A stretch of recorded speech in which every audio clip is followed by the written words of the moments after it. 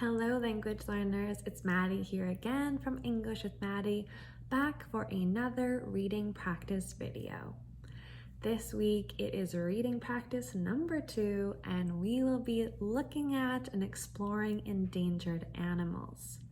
One thing that is interesting and I think important to think about when talking about endangered animals is whether or not an animal's appearance or popularity plays a role. We are going to dive in this week. I will be reading aloud the intermediate level text. As you can see, it is just over 1 page long. You can find this text as well as the beginner and advanced levels by clicking in the description box and going to my website. You can download, print, everything, the articles, the study guides, and also there is a listening practice worksheet.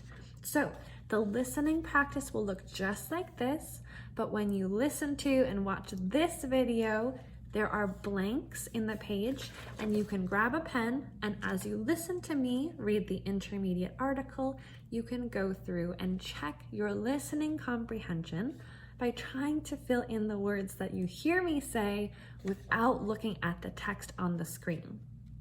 So without further ado, let's jump in to the intermediate text. Does appearance influence extinction?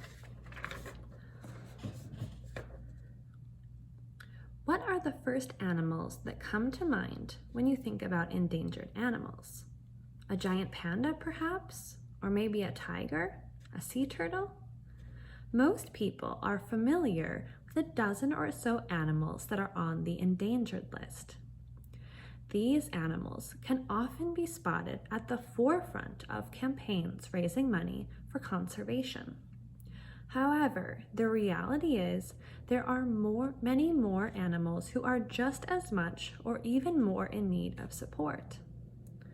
The reasoning behind why a few animals are in the spotlight while others are left out can be explained simply by saying some animals are just cuter than others. Stop and think about it for a moment.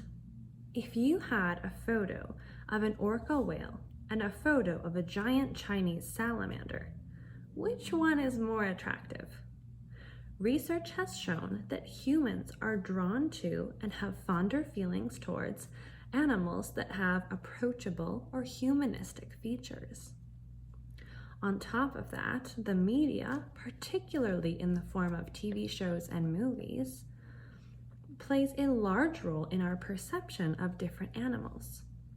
The 1993 film Free Willy, for example, heavily influenced the public's opinion on orca whales.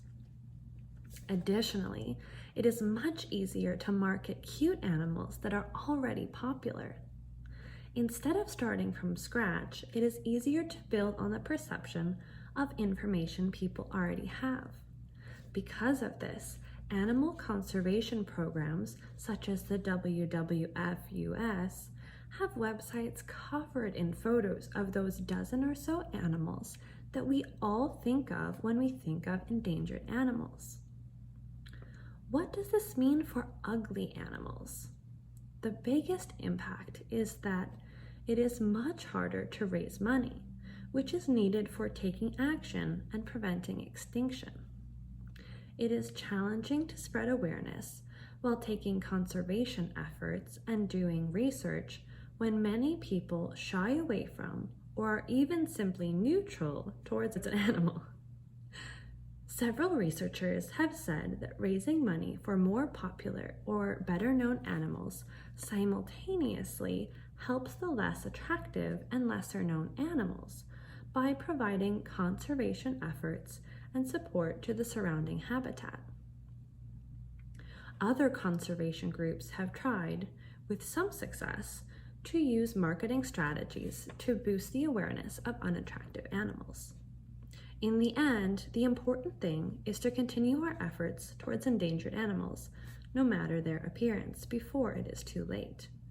And while it is easy to adopt a manatee from afar and receive an adorable stuffed animal in return, it might be wise to spend a bit of time researching which other species are also in need of our help. So that is it for this intermediate level article about endangered animals.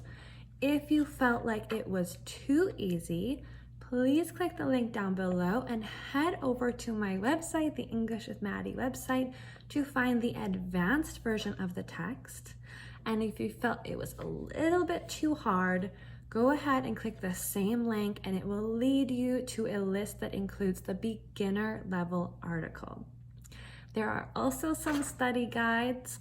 As you can see here, there is a complete list of vocabulary words that I have highlighted from this text that I'm hoping are new for you. Or if they're not new, maybe they are interesting or things that you can think about. In addition to those vocabulary words that I would recommend writing down and trying to use in a sentence, I also have a handful of comprehension questions. And when you are looking at and reading those questions, if you have any confusion or you're not sure what the answer might be, if you keep scrolling down on that study guide, you'll find examples of my answers at the bottom of the list highlighted in red. So that is all for this reading this week on reading practice number 2 about endangered animals. I hope you enjoyed it. I hope you enjoyed listening and watching this video. And I hope you have a great time studying. I will see you again soon for more English, more reading practice and listening practice. So until then, happy studying.